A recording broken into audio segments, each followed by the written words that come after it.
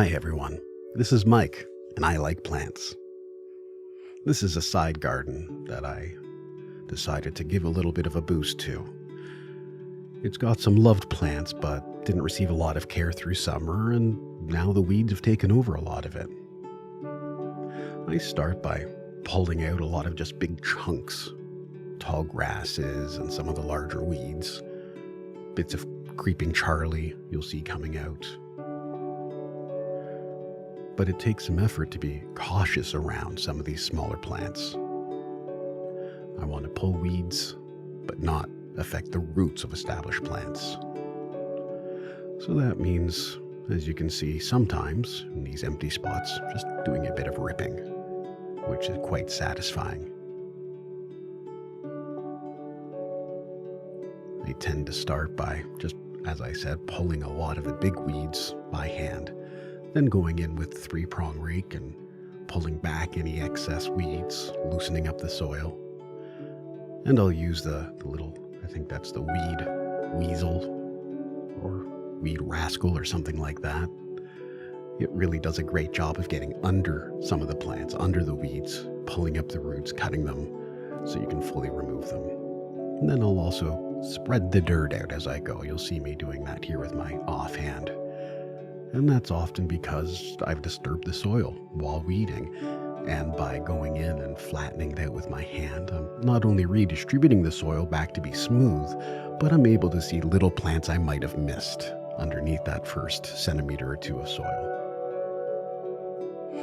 Working around this little daylily and this lilac shrub is particularly difficult because the tall grasses around the daylily kind of look like the daylily. So it requires going a little bit slower. I'm adding black earth to a lot of these plants. This soil's really not been properly managed over at least 10 years and needs to have a proper amendment, which is budgeted for a next year project. So for now, I'm trying to just give some support to the individual plants we do want to keep with some fresh black earth.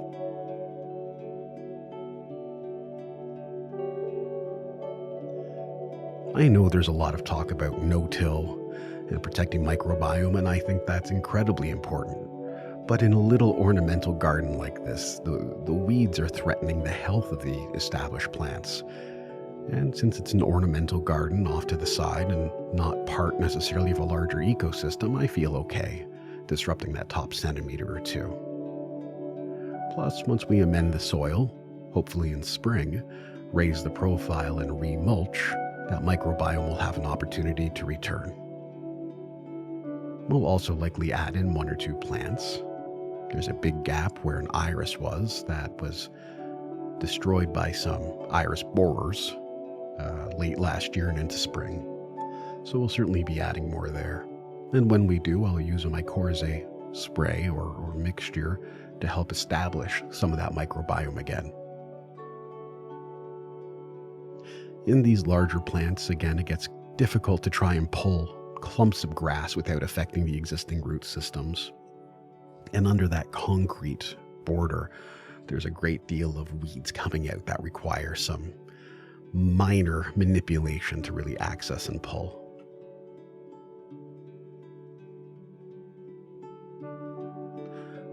The battery did run out here on this last little spot. You don't get to see me finish the job, but the overall end result I think is quite satisfying. I feel good about it, and this garden's ready to get amended and built up for next season. Thanks for watching, and keep on growing.